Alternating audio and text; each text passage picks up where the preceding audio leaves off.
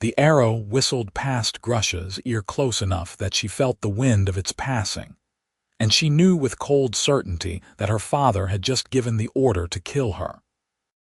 She stood at the altar, constructed of rough-hewn logs and mountain stone, her wedding dress a carefully embroidered tunic of cream-colored linen that had taken her mother 3 months to make, already torn at the shoulder from where she had yanked free of her brother's grip.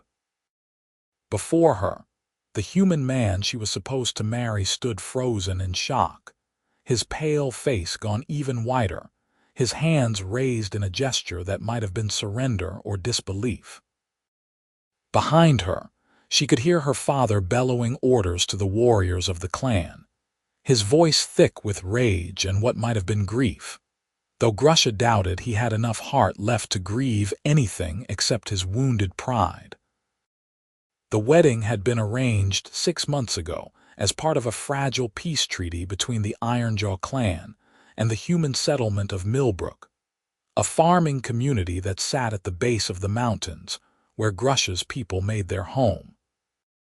For generations, there had been raiding and bloodshed between orcs and humans in this region, a cycle of violence that left both sides weaker and more desperate with each passing year.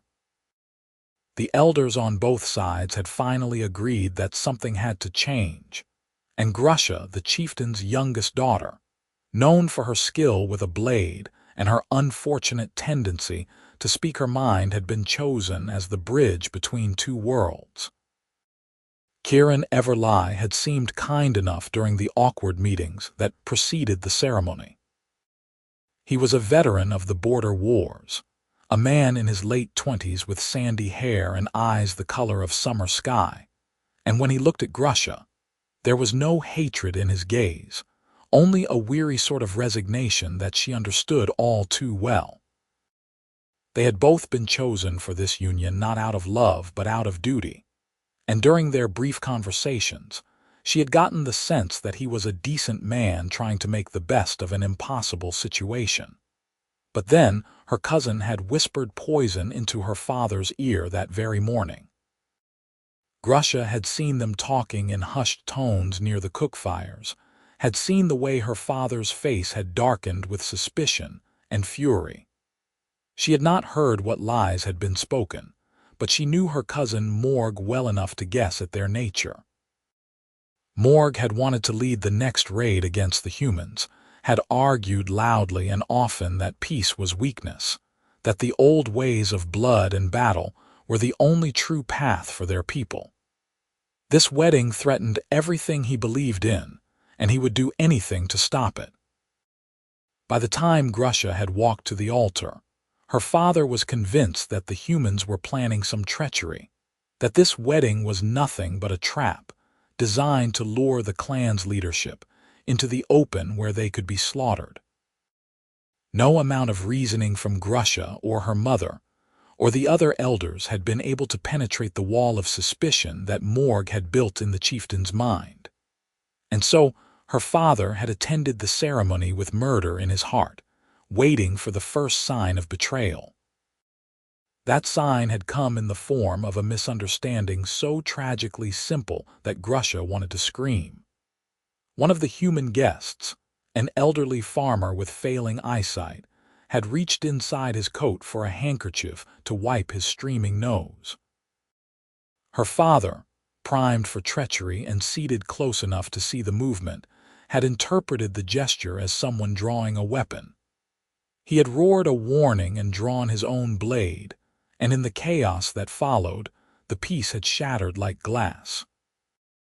Now arrows were flying, and the carefully neutral ground where the ceremony had been held, a meadow halfway between the mountains, and the settlement was erupting into violence.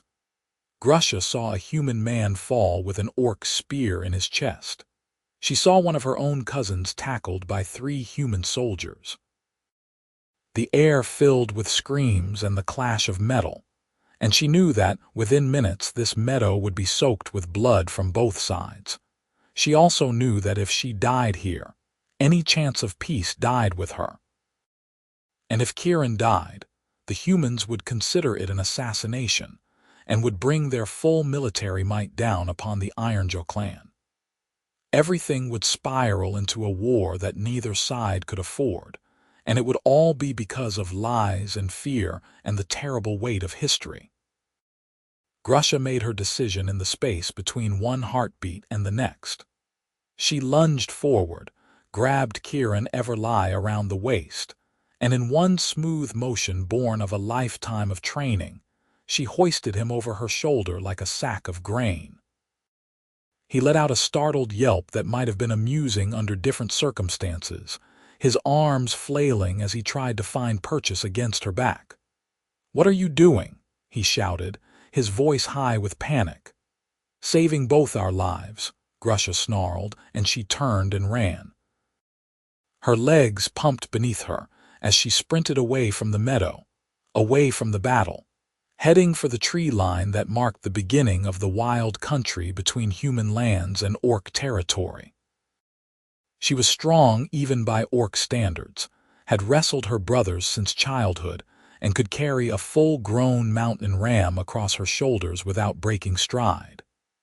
Kieran was lighter than a ram, though he struggled considerably more, his fists pounding ineffectually against her lower back. "Put me down," he demanded. "I can run on my own." "You will slow me down," Grusha said shortly, her breath coming hard but steady as she crashed through the underbrush. Behind her, she could hear shouts of pursuit, could hear her father's voice rising above the din, calling her a traitor and worse. An arrow thunked into a tree trunk to her left, and she jinked right, using her knowledge of this terrain to find the fastest path through the forest. "Where are you taking me?" Kieran had stopped struggling, perhaps realizing that he was more likely to injure himself than escape her grip. "Away," Grusha said. "Anywhere but here. Be silent now, or you will get us both killed." To his credit, he obeyed, though she could feel the tension in his body, could sense the 100 questions he was holding back. Grusha focused on running, on putting as much distance as possible between them and the disaster unfolding in the meadow. She knew these woods well, had hunted here since she was old enough to hold a spear. There was a cave system about 3 miles north, a network of limestone tunnels that few knew about. If she could reach it before the pursuit caught up, they might have a chance to hide until nightfall. The forest grew denser as she climbed higher into the foothills. Oak and ash gave way to pine, and the ground became rockier, harder to traverse. Grusha's shoulders burned with the effort of carrying Kieran while navigating the increasingly difficult terrain, but she did not slow. She could no longer hear sounds of pursuit, but that meant nothing. Her clan's best trackers could move through the forest like ghosts when they chose, and her father would send only the best to hunt her down. After what felt like an eternity, but was probably only 40 minutes of hard running, Grusha reached the outcropping of gray stone that marked the entrance to the cave system. She slowed to a stop, her chest heaving, and finally set Kieran down on his feet. He staggered slightly, his face flushed and his fine wedding clothes a dark blue coat and cream-colored shirt disheveled and torn from branches. "Inside," Grusha said, pointing to the narrow opening in the rock face. "Quickly." Kieran stared at her for a moment, his blue eyes searching her face. She wondered what he saw when he looked at her. A monster. A savage. She was taller than him by half a head, her shoulders broader, her arms thick with muscle. Her skin was the deep green of summer leaves, and her tusks, though small and carefully filed as befitted a woman of her clan, jutted up from her lower jaw. Her hair, black as a raven's wing, had been braided with flowers for the ceremony, though most of the blooms had been torn free during her flight. Whatever he saw, he must have decided to trust her, because he turned and squeezed through the cave entrance without argument. Grusha followed, her larger frame barely fitting through the gap. Inside, the cave opened into a chamber about 15 feet across, the ceiling high enough that she could stand upright. Dim light filtered in through the entrance, and the air smelled of stone and earth and the faint musk of the bats that roosted deeper in the cave system. Grusha moved to the entrance and listened, her pointed ears straining for any sound of pursuit. For long minutes, there was nothing but the whisper of wind through pine trees and the distant call of a crow. Then she heard it, the soft crunch of a boot on gravel, the hushed murmur of voices conferring. They were close, perhaps only 100 yards away. She pressed herself against the cave wall and held up a hand, signaling Kieran to remain silent and still. He had settled onto a relatively flat section of cave floor, his back against the stone, and in the dim light, his face was pale and strained. He met her eyes and nodded once, understanding the danger. The voices grew closer. Grusha recognized her brother Throck's rumbling bass and the higher, sharper tones of her cousin Morg. They were arguing about which direction she had gone, Throck insisting that she would head for the high passes where she knew every trail and hiding spot. Morg convinced that she would try to double back and reach neutral territory. "She is a fool if she thinks she can hide," Morg said, close enough now that Grusha could hear every word clearly. "Father will not rest until he has her head for this betrayal, and the human dies either way." "She is no traitor," Throck said, and Grusha felt a painful surge of gratitude for her brother's loyalty. "She was trying to preserve the peace. You are the one who poisoned Father's mind with your lies." "I told him the truth," Morg shot back. "The humans were planning to murder us all. I saw the weapons they had hidden beneath their coats. You saw an old man reaching for a handkerchief, you paranoid fool. And now we are at war again because you could not bear the thought of peace." There was a scuffle, the sound of bodies colliding, and then Throck's voice again, strained with effort. "Go back to the meadow, cousin. Tell Father that I will track Grusha alone. You have done enough damage for one day." "You would let her escape?" Morg's voice was incredulous. "Father ordered us to bring her back, dead or alive." "I will bring her back," Throck said, and there was steel in his tone now. "But I will do it alone." "Go, Morg, that is not a request." More sounds of movement and then footsteps receding back the way they had come. Grusha waited, her muscles coiled tight, ready to fight if necessary. Throck was her favorite brother, the one who had taught her to track and hunt, who had never mocked her for wanting to learn the ways of the warrior.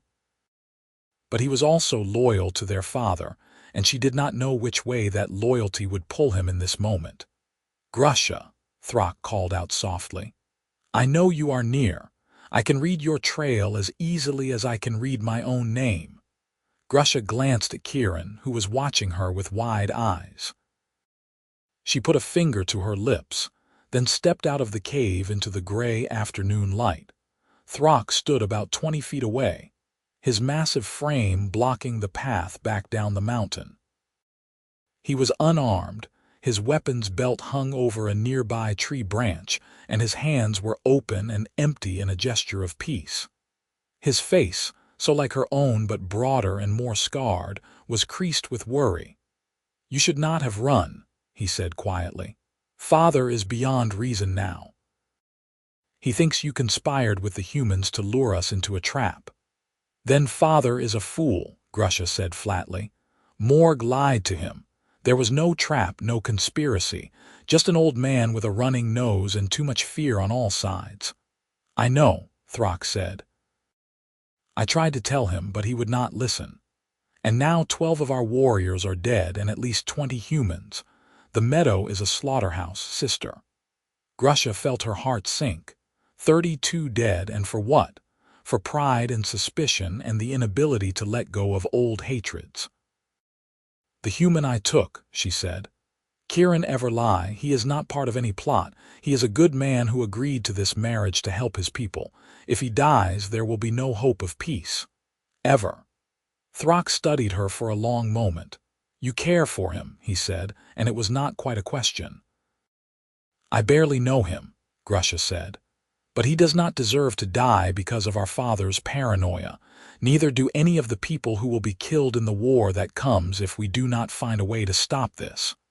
Her brother sighed, a sound like wind through a cavern. What will you do? I do not know yet, Grusha admitted. But I cannot go back, not until father has calmed enough to see reason. That may take a very long time, Throck said. You know how he is when he believes he has been betrayed. He will hunt you to the ends of the earth.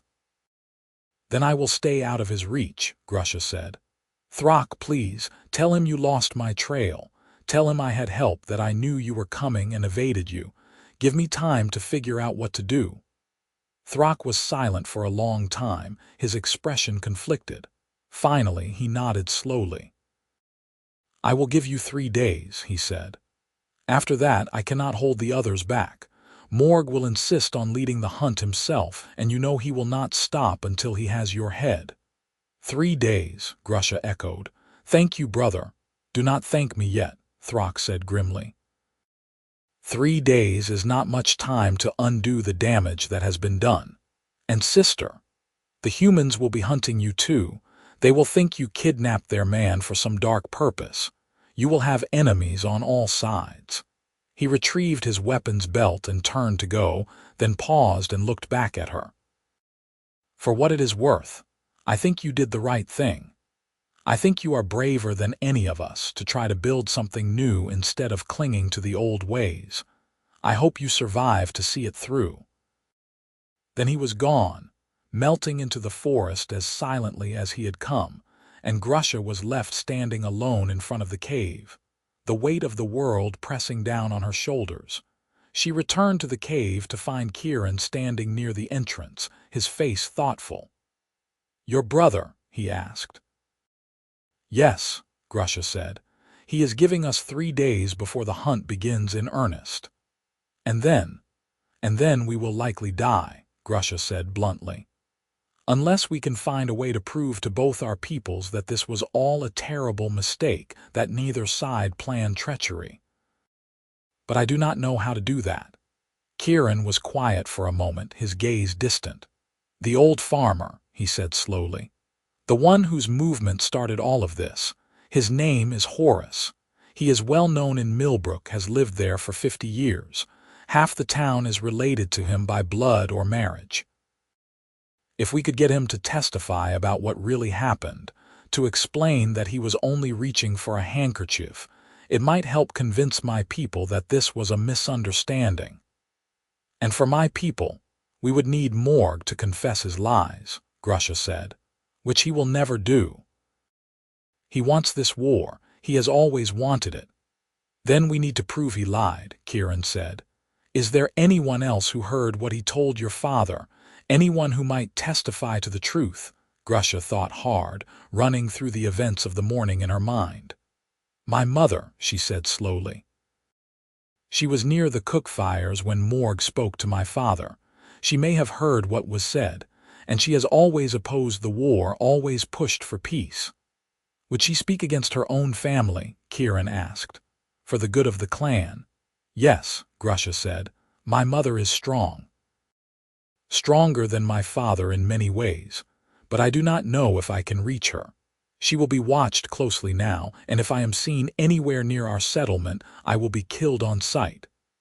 They sat in silence for a while, each lost in their own thoughts.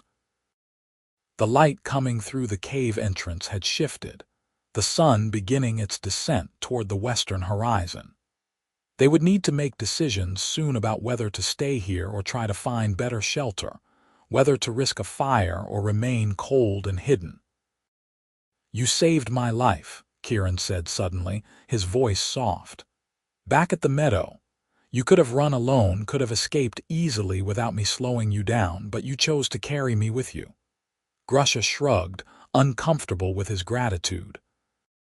I told you if you died, there would be no chance of peace. I did what was necessary. Maybe, Kieran said, but you also could have left me to my fate and saved yourself. No one would have blamed you for choosing your own survival. I would have blamed myself, Grusha said quietly. I have seen too much death already, Kieran ever lie. I am tired of it. Tired of the raiding and the blood feuds and the hatred that passes from generation to generation like some cursed inheritance. When the elders proposed this marriage, I thought perhaps there was a chance to break that cycle. I still think so, even now. Even after everything that has happened, Kieran asked. After watching your own father try to kill you, especially after that, Grusha said. Because it shows how badly we need to change, how deeply the poison of war has infected us all. My father is not a bad man, Kieran. He is afraid. We are all afraid. Orcs fear humans, humans fear orcs, and that fear makes us do terrible things to each other. Kieran moved closer to her, settling down on the cave floor so that they sat side by side, their backs against the stone wall. So what do we do? He asked. I do not know yet, Grusha admitted, but we have 3 days to figure it out, and we have each other, which is more than I expected to have after this morning. He smiled at that, a small, tired expression that nonetheless warmed something in Grusha's chest. We do indeed, he said. Though I have to admit, this is not how I imagined my wedding day would end. You imagined your wedding day ending with you married to an orc woman, Grusha pointed out. That alone suggests you have a vivid imagination. Kieran laughed, a genuine sound that echoed off the cave walls. Fair point, he said. Though for what it is worth, I was not entirely opposed to the idea. You seemed like a reasonable person during our meetings, more reasonable than some of my own kin, truth be told. I will take that as a compliment, Grusha said dryly, though it sets a rather low bar for reasonableness. They talked as the afternoon faded into evening, sharing stories about their respective lives, learning about each other in a way they had never had the chance to do during the formal, stilted meetings that preceded the wedding. Kieran told her about his years as a soldier, about the friends he had lost in the border wars, and the weariness that had settled into his bones after too many battles.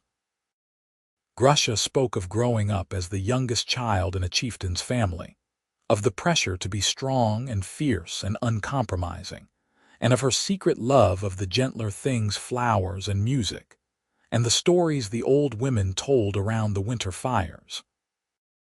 As darkness fell, Kieran ventured out to gather wood while Grusha kept watch.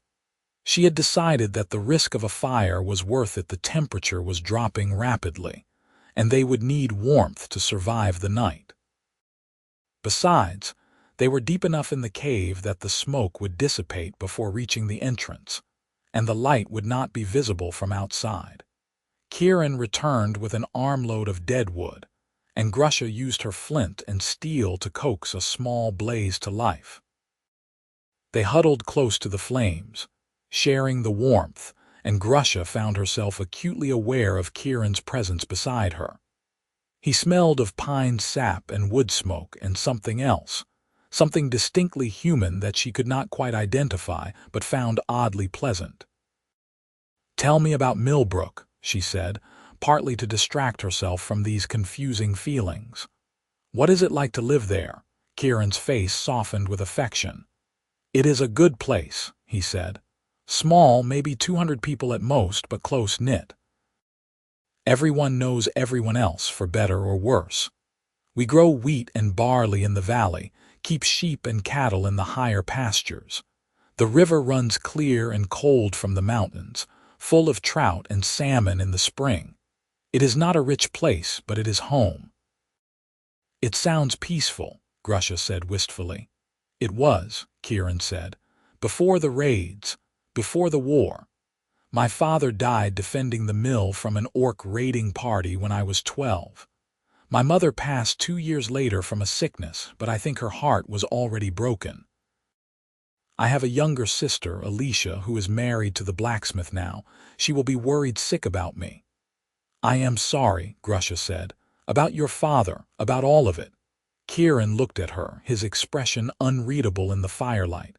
"Your people have lost just as much as mine," he said. maybe more. I know the stories are not all one-sided, that there have been atrocities on both sides. That is why I agreed to the marriage, why I thought it was important to try to make peace." "Do you regret it?" Grusha asked. "Agreeing, I mean, given how it turned out." "No," Kieran said firmly. "I regret that people died today. I regret that your cousin is a lying snake and that fear won out over hope, but I do not regret trying. And I do not regret being here with you now, even if the circumstances are less than ideal." Grusha felt heat rise to her cheeks that had nothing to do with the fire. "You are a strange man, Kieran Everlie," she said softly. "I have been called worse," he replied with a slight smile. They slept eventually, though Grusha woke several times throughout the night to feed the fire and listen for sounds of danger. Each time she woke, she found Kieran sleeping peacefully beside her, his face relaxed in a way it never had been during their formal meetings. He looked younger when he slept, she thought, less burdened by the weight of history and duty. Dawn came gray and cold, and with it the realization that they needed to make a plan. Grusha's stomach was growling with hunger, and she knew Kieran must be feeling the same. They had no food, no water except what they could gather from the small stream that ran past the cave entrance, and no clear path forward. "We need to split up," Kieran said as they shared a breakfast of cold water and nothing else. "You need to find a way to reach your mother and get her testimony about what Morg said. I need to get back to Millbrook and find Horace, convince him to come forward with the truth." "That is too dangerous," Grusha said immediately. "If you go back to Millbrook, your people will think you were kidnapped by orcs. They may not believe your story about what really happened." "They will believe me," Kieran said. "I am known there, trusted.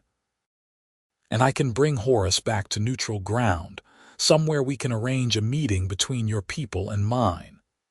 "And what about the fact that my clan will be hunting me?" Grusha asked. "How do I reach my mother without being killed?" "You know your lands better than anyone," Kieran said. "You said yourself that you know every trail and hiding spot in these mountains. Surely there is a way to get a message to her, even if you cannot approach directly."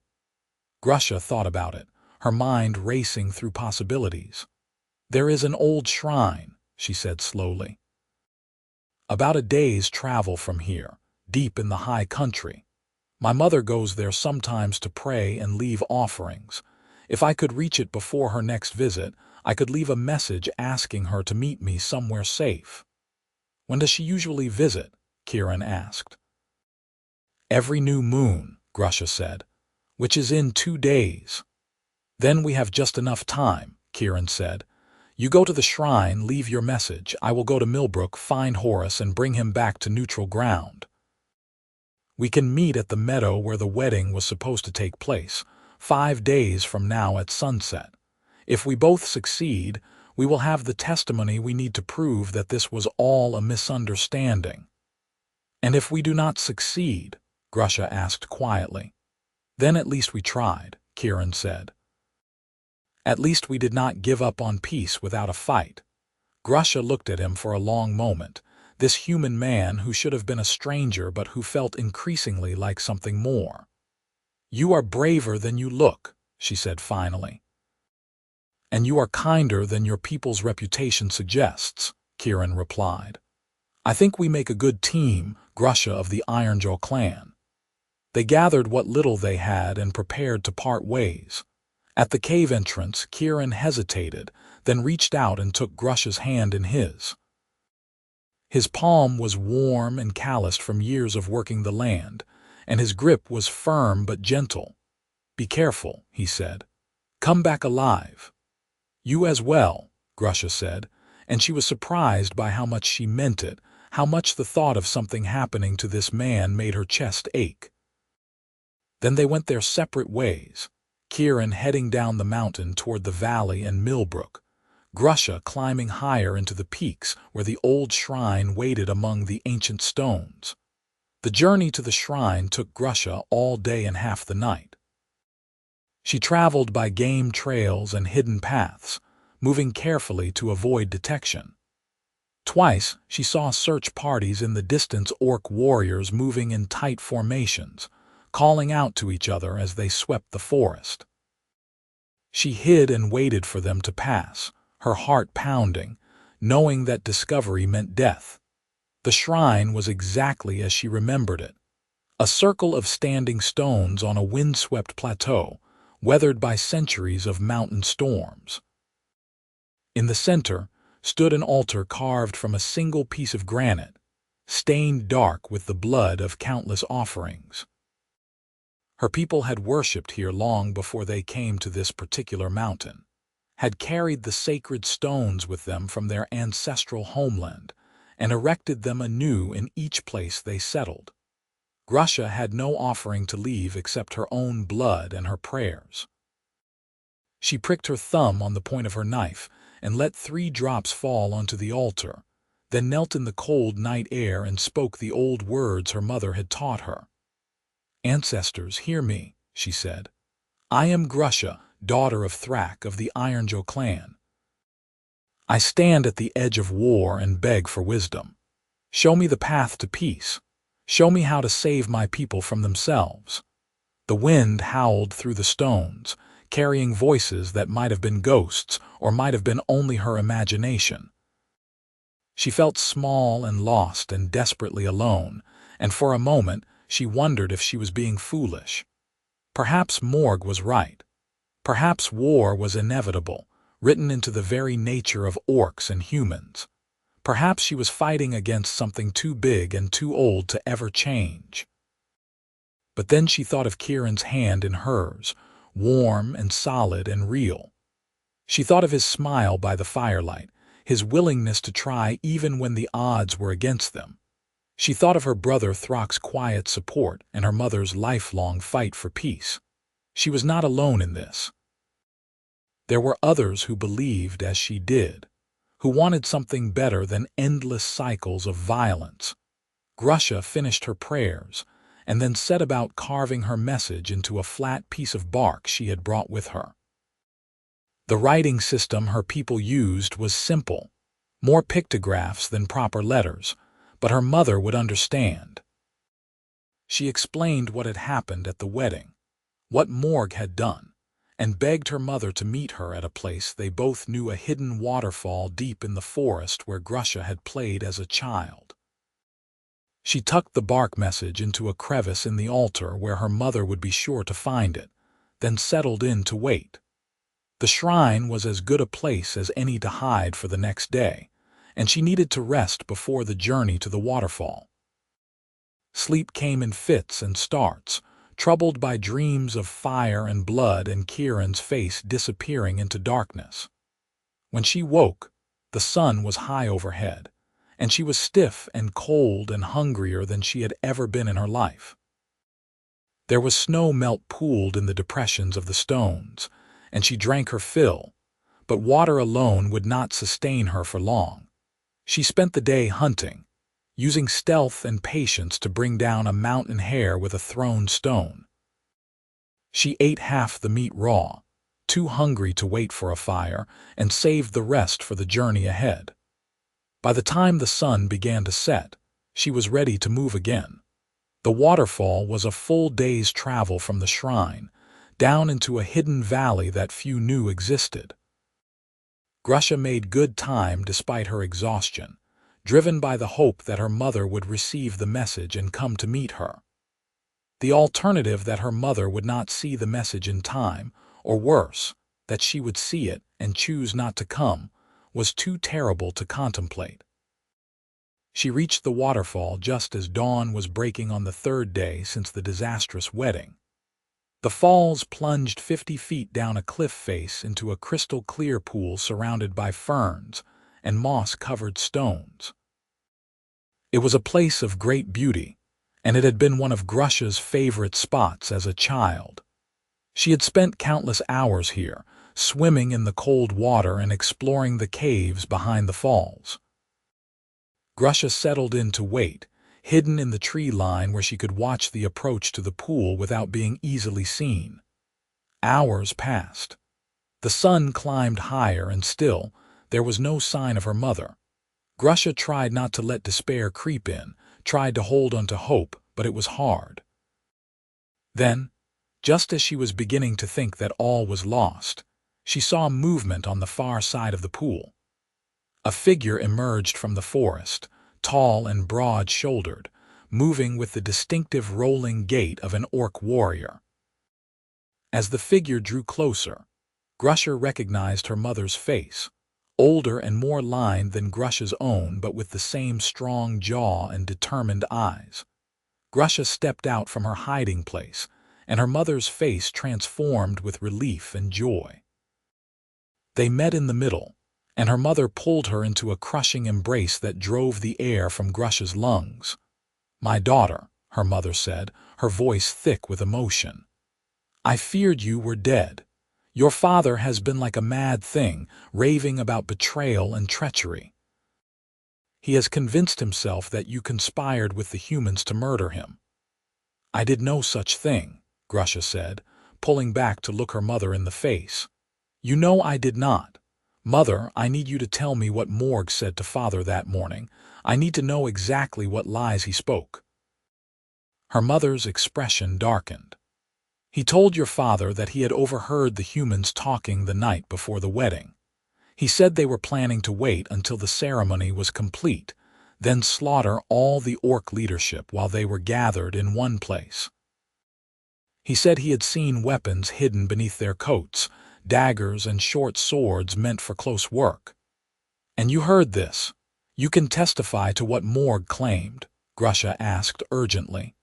"I heard every word," her mother confirmed, "and I knew immediately that he was lying. Morg has always been a warmonger, always looked for excuses to continue the fighting. But your father was already tense, already half convinced that the humans could not be trusted.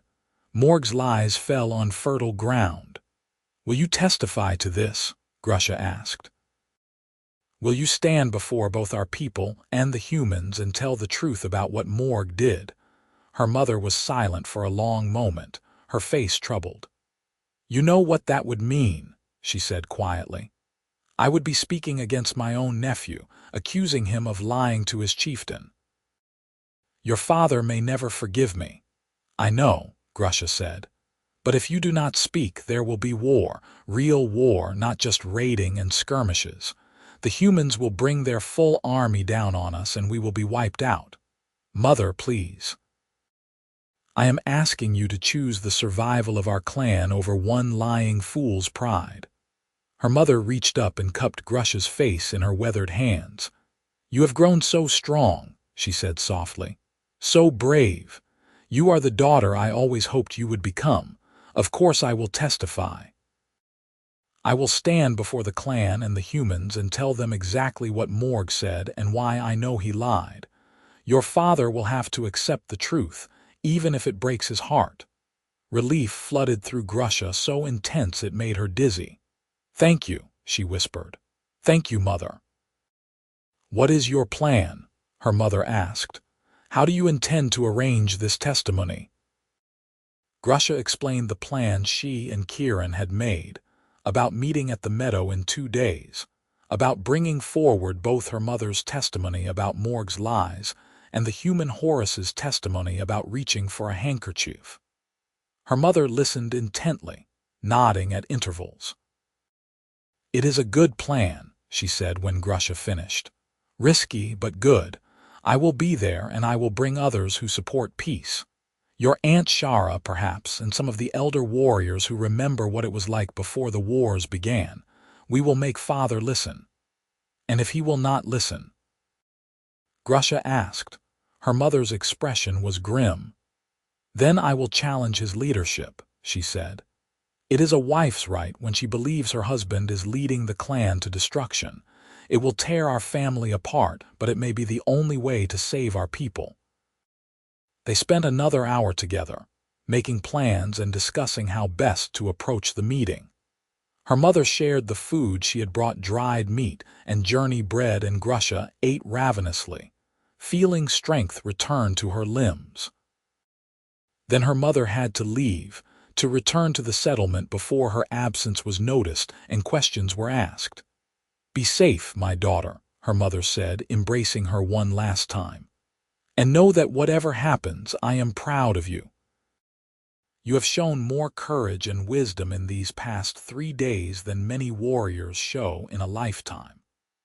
Grusha watched her mother disappear back into the forest, then turned her own steps toward the meadow where the wedding had been held. She had one more day before the meeting, one more day to prepare herself for what would likely be the most important moment of her life. The journey back to the meadow took her through familiar territory, and she moved with confidence despite her exhaustion. She arrived as the sun was setting on the fourth day, and her heart clenched when she saw the meadow for the first time since fleeing it. The grass was trampled and torn, stained dark in places with blood that had soaked into the earth. The altar where she was supposed to have been married still stood, but it was scorched and broken, damaged in the fighting.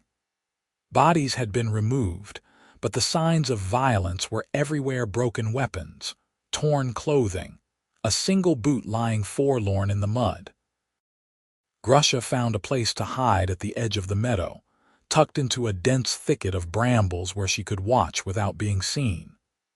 She settled in to wait, hoping desperately that Kieran had succeeded in his part of the plan, that he would arrive tomorrow with the testimony they needed. The night passed slowly and Grusha did not sleep. Every sound made her jump, every rustle in the underbrush set her heart racing. Dawn came cold and gray and still she waited.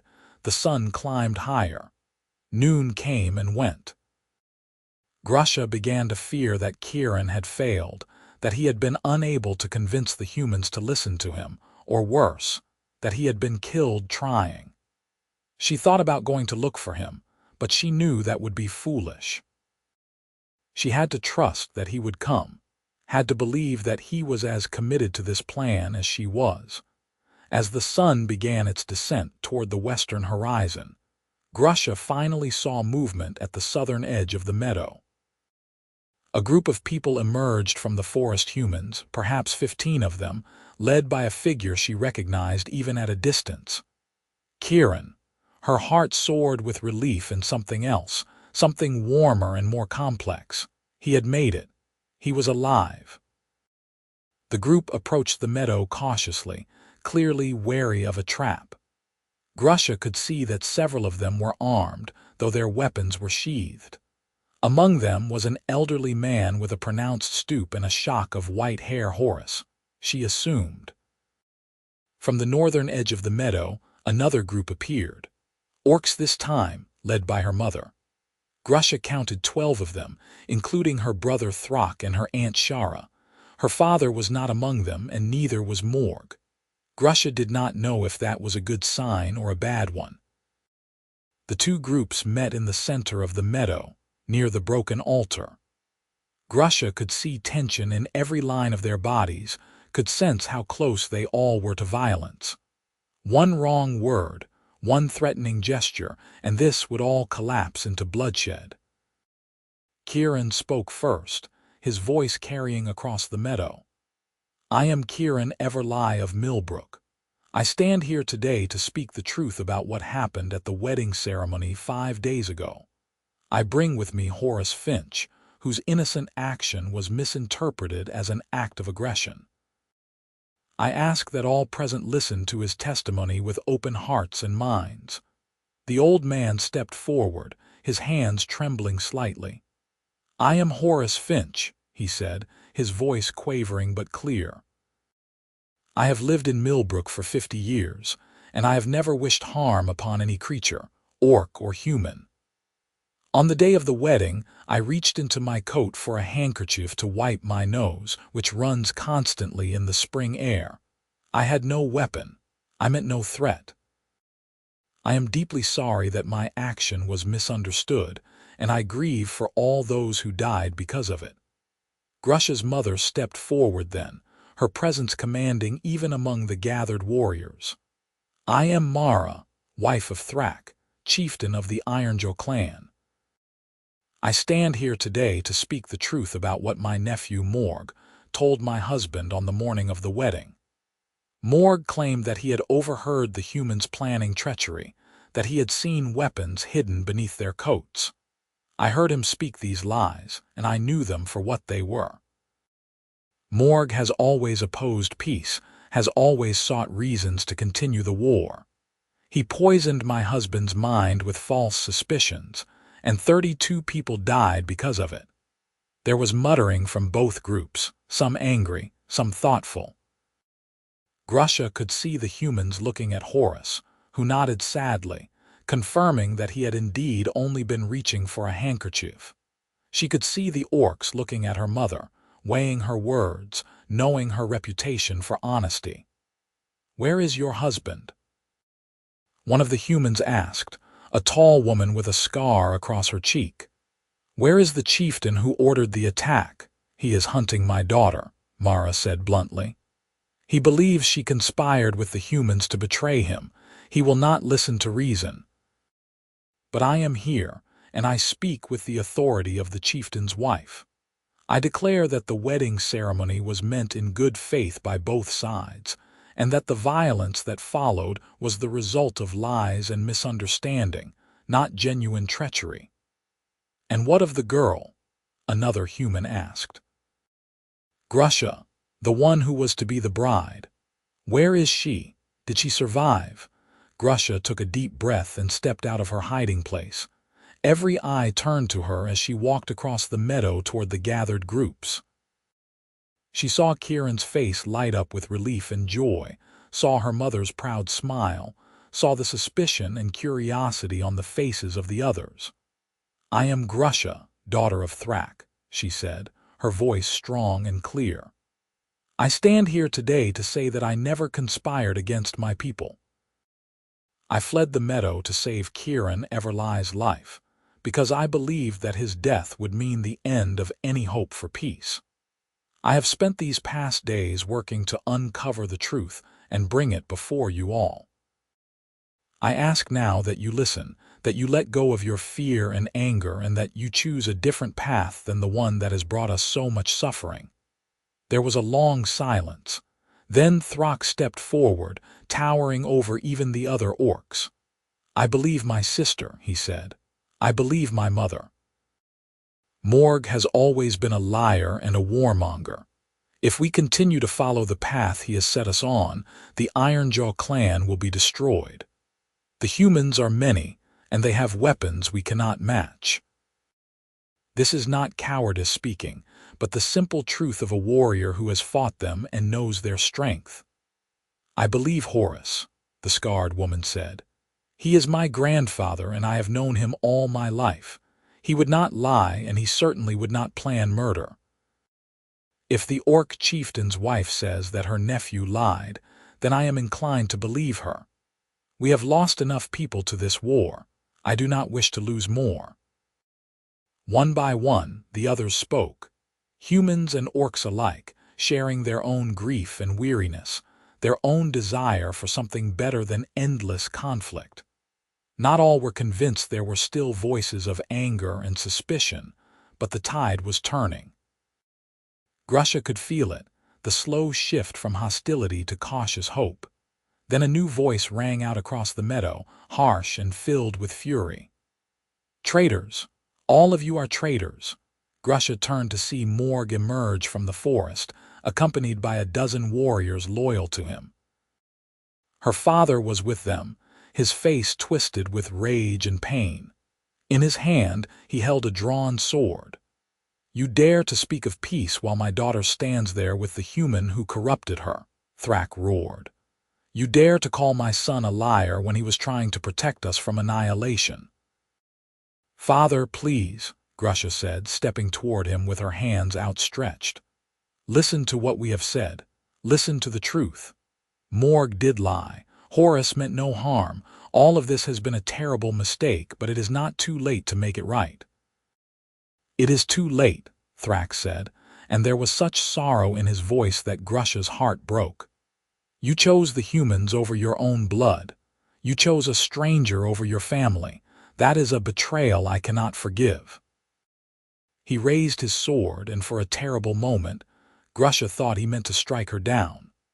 But then Kieran was there, placing himself between her and her father, his own sword drawn despite the fact that he was hopelessly outmatched. "If you wish to kill her, you will have to go through me first," Kieran said, his voice steady despite the fear Grusha could see in his eyes. "And I will not go down easily." "Foolish human," Thrak said. "You would die for her, for an orc." "I would die for her," Kieran said simply. "She saved my life when she had every reason to let me perish.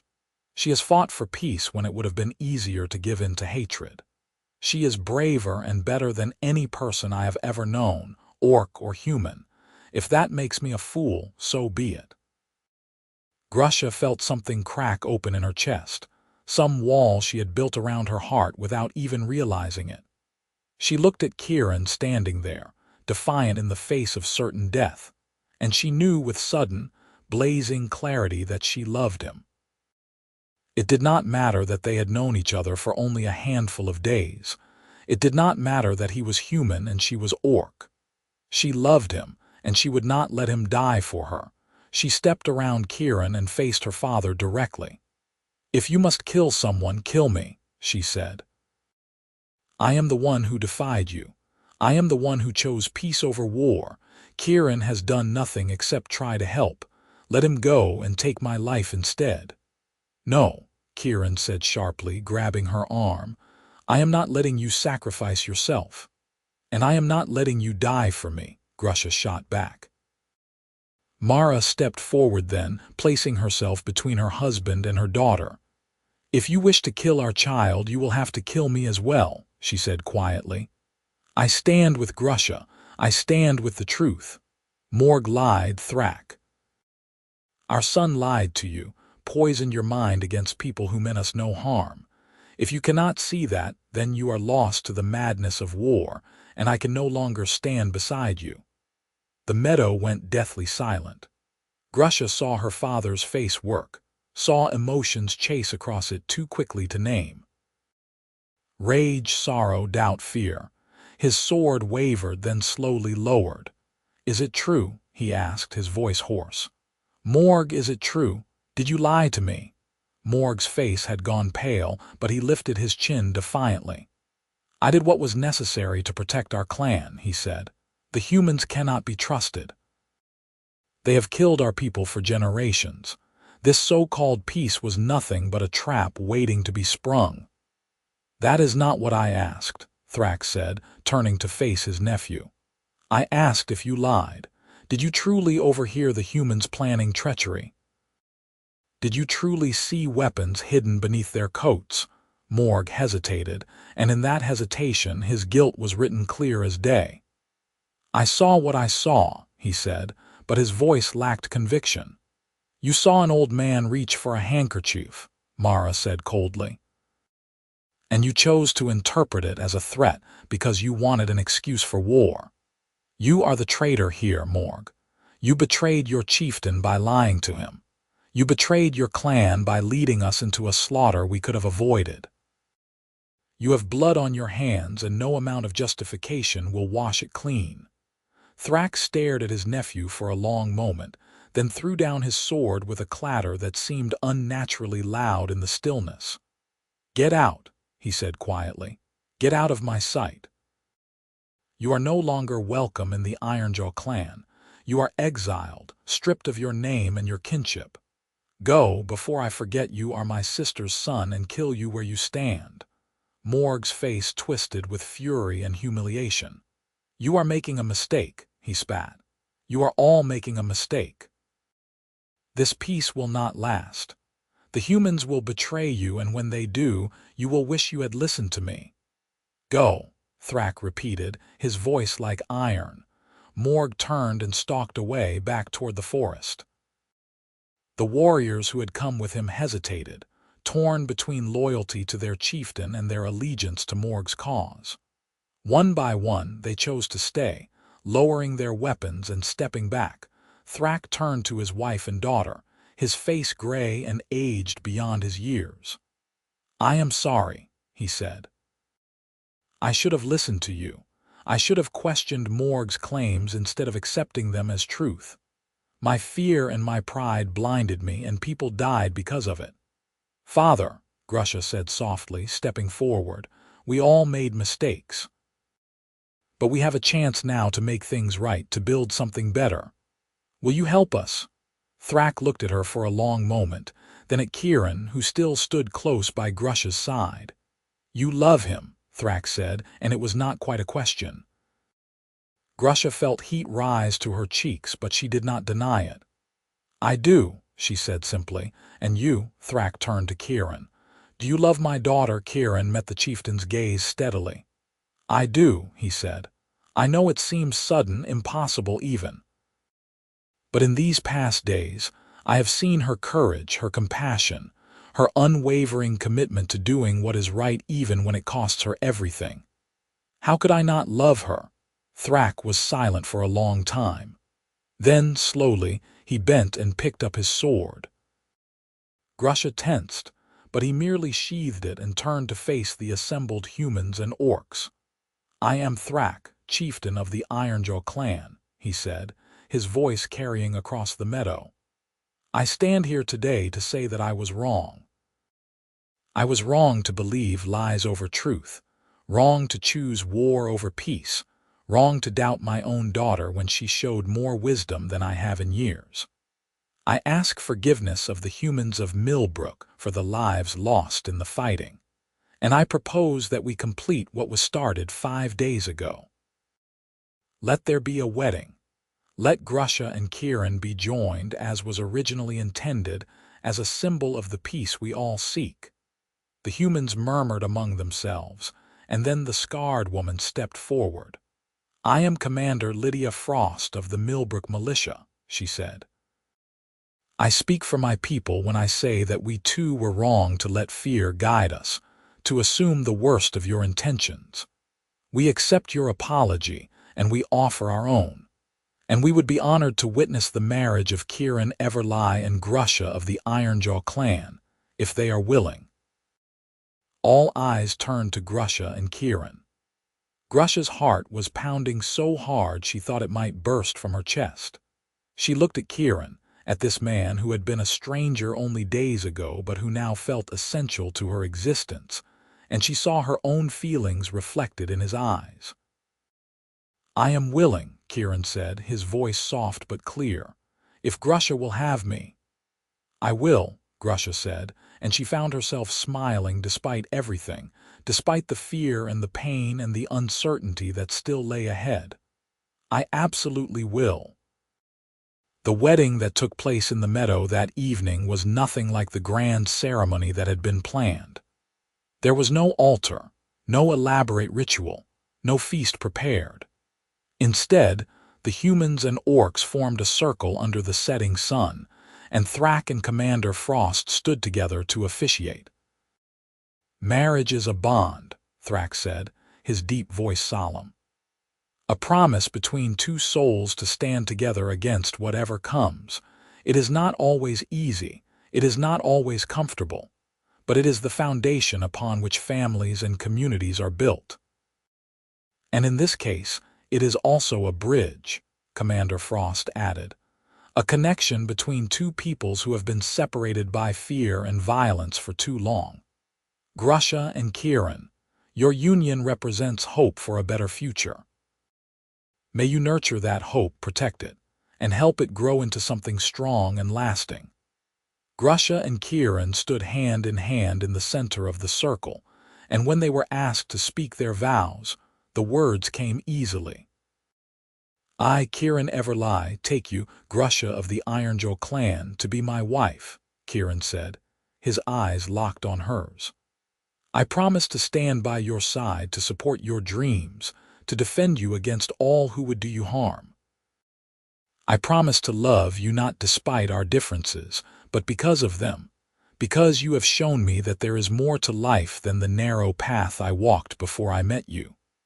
You have made me braver, kinder, and more hopeful than I ever thought possible.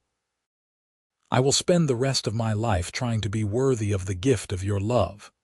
Grusha had to blink back tears before she could speak. I, Grusha, daughter of Thrak, take you, Kieran Everlie, to be my husband, she said, her voice thick with emotion. I promise to stand by your side, to fight for the peace we both believe in, to build with you a life that honors both our peoples. You have shown me that courage is not just about strength in battle, but about the willingness to hope when hope seems foolish, to trust when trust seems dangerous. You have given me your heart freely, and I promise to guard it as fiercely as I guard my own. I love you, Kieran Everlie, and I will love you until the day I die and beyond. There were no rings to exchange, no formal blessing to pronounce them married. But when they kissed under the darkening sky, surrounded by humans and orcs standing together in peace, it felt more sacred and binding than any elaborate ceremony could have been. The days that followed the wedding were not easy. There were still tensions between humans and orcs, still distrust and old wounds that would take time to heal. But slowly, carefully, the two communities began to build connections. Trade agreements were established, allowing orcs to exchange furs and mountain herbs for grain and metalwork from the humans. Joint patrols were organized to protect against bandits and wild animals that threatened both settlements. And gradually, cautiously, friendships began to form. Grusha and Kieran built a home for themselves on neutral ground, a sturdy cabin on the edge of the forest where the foothills met the valley. It was close enough to both communities that they could maintain ties with their respective peoples, but far enough removed that they had privacy and peace. Kieran taught Grusha about farming and the rhythms of the agricultural year, while Grusha taught him about hunting and tracking and reading the signs of the forest. Mara visited often, bringing news from the Ironjaw settlement and helping Grusha navigate the complexities of being married to a human while still maintaining her identity as an orc. Thrak came less frequently, still struggling with his own guilt and shame over what had happened, but slowly rebuilding his relationship with his daughter. Thrak was a constant presence, dropping by whenever he was in the area to share a meal and swap stories. From Millbrook, Kieran's sister, Alicia, became a regular visitor, delighted to have a sister-in-law even if she was green-skinned and tusked. Commander Frost and her partner, an orc warrior named Kesh who had defected from a different clan seeking peace, often joined them for evening meals, the four of them working together to smooth over misunderstandings and resolve conflicts before they could escalate into violence. As the seasons turned and winter gave way to spring, Grusha discovered that she was pregnant. The news filled her with joy and terror in equal measure. What would their child be? Fully orc, fully human, or some mixture of both?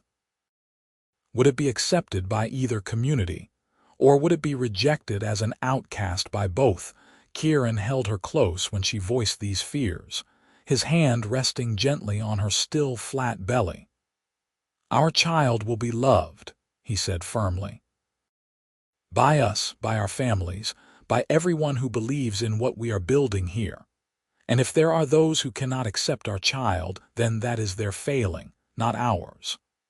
The pregnancy was not easy. Orc pregnancies were different from human ones, lasting longer and involving more physical strain. There were moments when Grusha feared she would not survive. Moments when the pain was so intense she could not imagine enduring another day.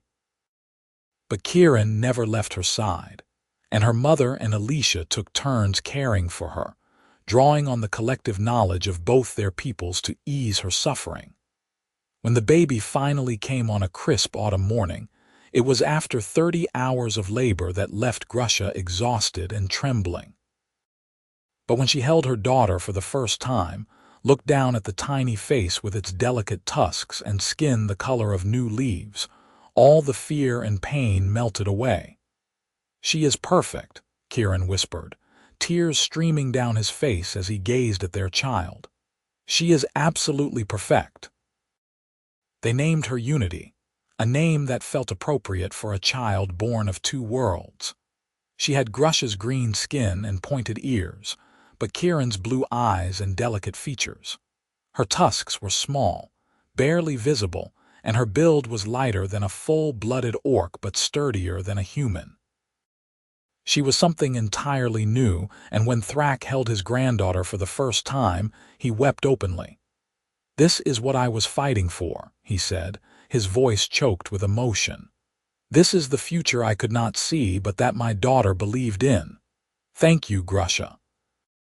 Thank you for being wiser than your old father."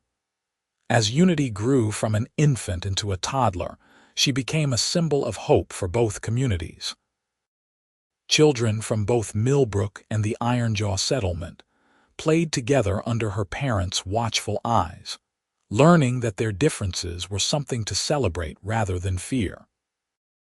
More mixed marriages occurred as humans and orcs who had been working together discovered they had more in common than they thought. There were still challenges, still incidents of prejudice and fear. An orc trader was beaten by drunken humans in Millbrook, and for a tense week, it seemed like violence might erupt again. But Kieran and Grusha worked tirelessly to calm tempers on both sides, to ensure that justice was done, and that the incident did not spiral into broader conflict. The humans responsible were punished according to Millbrook's laws, and the orc trader received compensation for his injuries. It was not perfect, but it was progress. Years passed, and Unity was joined by two siblings, a son they named Bridge and another daughter they called Dawn. Each child was unique, blending orcish and human traits in different ways, and each was loved fiercely by their extended family from both communities.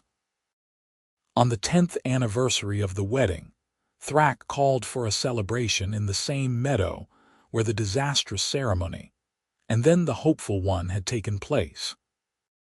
The altar had been rebuilt, stronger and more beautiful than before, and the meadow had become a traditional gathering place for humans and orcs to meet and celebrate together.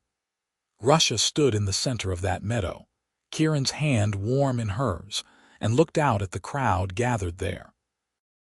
Hundreds of people, human and orc, standing together without fear or suspicion. Children of both species chased each other through the grass, their laughter ringing clear in the evening air. Old warriors who had once tried to kill each other now shared drinks and stories, trading perspectives on battles they had fought on opposite sides. "We did it," Kieran said softly, squeezing her hand. "We actually did it." "We did," Grusha agreed, her heart full to bursting. "Together." Commander Frost stepped forward to address the crowd, her arm around Kesh's broad shoulders. 10 years ago, this meadow was soaked with blood," she said, her voice carrying across the space. 32 people died here because of fear and lies. But from that tragedy, something beautiful was born. Grusha and Kieran chose hope over hatred, love over fear. They showed us that it is possible to build bridges between worlds that seem impossibly far apart. Today, we celebrate not just their marriage, but the peace that marriage has helped create. May it endure for generations to come. The crowd erupted in cheers, and Grusha felt tears stream down her face. Happy tears this time, tears of joy and relief and profound gratitude. She had never imagined, when she threw Kieran over her shoulder and ran for the hills, that it would lead to this. That their desperate flight would become the foundation for something so much larger than themselves. That night, after the celebrations had ended and the crowds had dispersed, Grusha and Kieran walked back to their home hand in hand. Their children had gone to spend the night with their grandparents, giving them a rare evening alone. They sat on their porch, watching the stars emerge one by one in the darkening sky. "Do you ever regret it?" Kieran asked suddenly. "Giving up your old life, your place in the clan, all the certainty you had before?" Grusha considered the question seriously. "I regret the pain it caused," she said slowly. I regret that people died before we could make them understand, but regret this. Regret you, regret our children, regret the peace we have built. Never. Not for a single moment. Good, Kieran said, pulling her close. Because I was going to be very upset if you said yes. Grusha laughed and kissed him, tasting wine and honey cakes on his lips. I love you, Kieran Everlie, she said. I loved you when you stood between me and my father's sword. I loved you when you held my hand through 30 hours of labor. I love you now, and I will love you always. And I love you, Grusha Everlie, Kieran replied, using the human surname she had taken when they married. You are the bravest, strongest, most magnificent person I have ever known. Thank you for throwing me over your shoulder and riding for the hills. Thank you for saving my life and changing the world. Thank you for choosing me. They sat together in the warm summer night, two people from different worlds who had found their way to each other against all odds. Around them, the land they had fought to make peaceful rested quiet and content. In the distance, a wolf howled, and from the direction of the Ironjaw settlement, an answering call rose up not of challenge or threat, but of acknowledgement and kinship. The wedding had been off, but Grusha had thrown her groom over one shoulder and ridden for the hills, and in doing so, she had carried them both toward a future brighter than either could have imagined. It had not been easy. It had required sacrifice and courage and the willingness to hope when hope seemed foolish, but it had been worth it. Every difficult moment, every painful choice, every sacrifice had been worth it. As Grusha drifted off to sleep that night, wrapped in her husband's arms, she dreamed of their children and their children's children, of a world where orc and human lived together not in wary truce but in genuine partnership. It was a beautiful dream, and thanks to the choices she and Kieran had made, it was becoming more real with each passing day.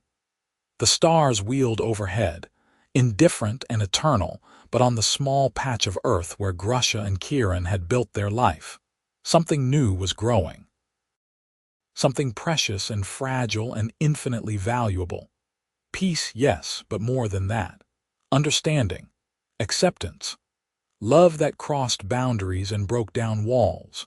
Their story, which had begun with violence and fear and a desperate flight into the wilderness, had become something else entirely.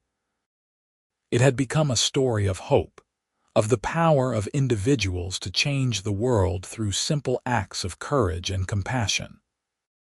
And though there would be challenges ahead, though the peace they had built would require constant nurturing and protection, Grusha knew with bone-deep certainty that it would endure. Because she and Kieran had shown their people something vital, that the other side was not a faceless enemy, but individuals with hopes and fears and dreams just like their own. That love could bloom in the most unlikely places, that the future did not have to repeat the mistakes of the past. The wedding had been off, but in the end, Grusha and Kieran had gotten their happy ending after all. And in getting it, they had helped write a new beginning for everyone they loved.